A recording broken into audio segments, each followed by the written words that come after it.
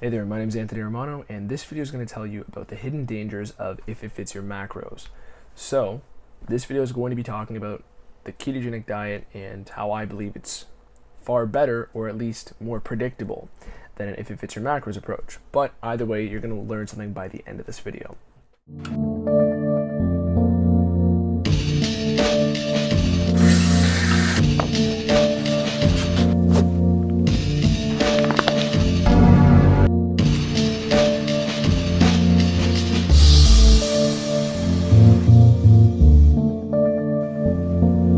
So I often make videos comparing different diet approaches on my page, but this one's going to focus on part of the reasons that nobody really talks about of things that are wrong with if it fits your macros approaches. So I'm going to start off with the basics.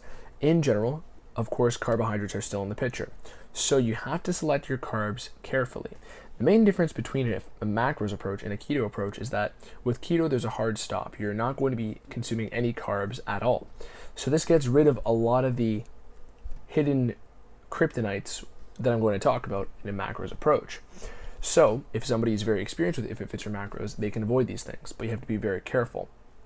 And in my experience, I have never seen anybody talk about any of these things if they subscribe to an if it fits your macros based dieting approach. So I'm going to start off with the basics, right? We got your blood sugar and blood insulin. I talk about this many times on my page, but it's going to be more volatile. You're going to be going up and down with every carb meal. So even if you have a bowl of fruit in the morning, that's going to jack up your blood sugar more than a Snickers bar. And not only is it going to affect your blood sugar and your blood insulin, so later on that crash, later on in the day, is going to make you hungrier. It's a physiological response that's going to make you hungrier later in the day. So when you're driving home from work, you're going to see McDonald's and you will start salivating. That's just the way the human body works. Additionally, let's play with that example of the fruit bowl. In the morning, that's going to be full of lots of fructose. Fructose is the sugar in fruit, and it is the sweetest sugar. It also gets digested in your liver, opposed to going straight into your muscles like other simpler sugars do. So the problem with that is not only is fructose not meant to be consumed in large quantities like that, but it's going to have a higher reward response with a bowl of fructose, for example. So that would realistically make you hungrier later in the day than if you started off your breakfast with a Snickers bar. Funny enough. So beyond that, really, that's just a little practical thing that many people overlook. And that's just the surface. I'm not getting into the hidden kryptonites yet. Right now, I'm just talking about blood sugar, blood insulin, and more reward-provoking sugar sources like fructose. So initially, that is something you have to be wary of if you do an if it fits your macros diet approach. But with a ketogenic diet, of course, you're not eating any carbs. So you're not getting that blood sugar spike. You're not getting the volatile insulin rising and falling all throughout the day. Of course, insulin is going to be released when you eat anything, but sugar and carbs jack up insulin more than anything. So at the end of the day, you're going to be much more stable, maybe with little bits of blood sugar and blood insulin bouncing up and down with a ketogenic diet approach. With if it fits your macros, you're going to be going up and down all day long, and that's exactly how it will feel, up and down. Fatigue, hunger, appetite, anger when you're hungry, all that stuff's going to be happening in accordance to your blood sugar. So next I'm going to talk about the hidden kryptonites, okay? This is stuff that I've seen absolutely nobody talk about when they do an if it fits your macros approach. Plenty of people upload full days of eating with this dieting approach, but nobody seems to talk about, nobody even knows how to assess the ingredients, ingredients in these foods they're eating, especially if they're processed. So oftentimes you have to be careful of things like MSG, aspartame, and of course, people have different sensitivities to wheat products, gluten, and lectins, which are plant proteins, which can really cause a lot of trouble in your gut. So when it comes to assessing the ingredients on a package, okay, nobody really knows how to do this, and this is why you should know how to do this, because if you are following somebody on YouTube who does if it fits your macros, and you decide, okay, I can have 100 calories worth of Pringles, what's going to happen is the MSG in those Pringles, which is monosodium glutamate, is an excitatory neurotoxin.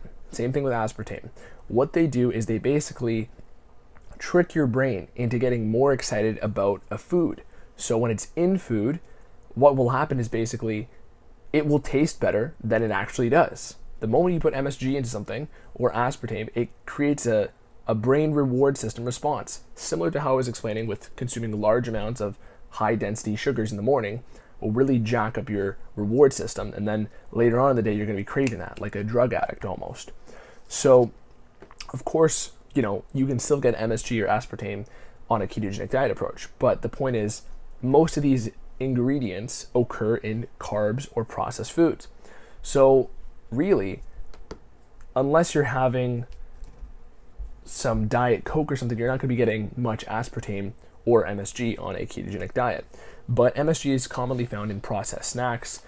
And here's the worst part about it, is that a lot of times these labels don't have to disclose if there is MSG in a product if it's under 70%. So basically, a lot of times MSG is masked by spiced extractives or other things like yeast extractives. There's other things that will cause similar problems and similar addiction-like qualities that are masked in the label of the nutrition facts. So overall, you have to be careful, and this is why many people have a hard time. And me personally, I always hated an if it fits your macros diet approach because at nighttime I would always be hungry.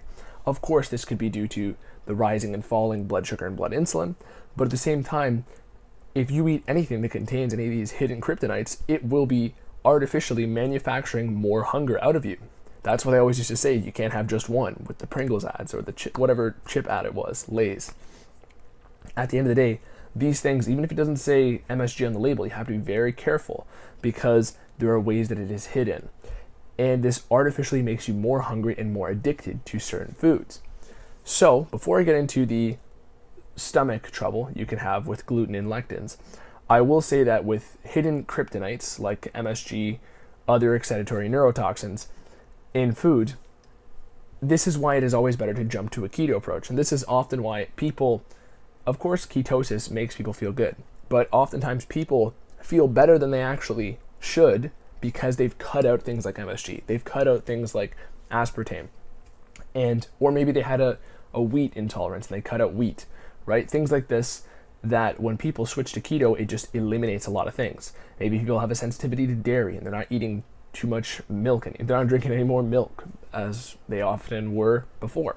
So the point is, keto removes a lot of things and it makes you go cold turkey from many things that you might not even know you are consuming. So that is another huge benefit of the ketogenic diet approach, and it's part of the reason why I recommend it so much. Additionally, topping off the discussion of hidden kryptonites, it's stuff that is very hard to know you're already addicted to, and many people don't even know this. So overall, that's another reason why I recommend just jumping ship and go to keto. Be cold turkey off of the millions of different things you don't already know you're addicted to, particularly the blood sugar spikes and blood insulin spikes. Now, onto gluten and lectins. So I have a video on how many people are low-key sensitive to gluten or other wheat products.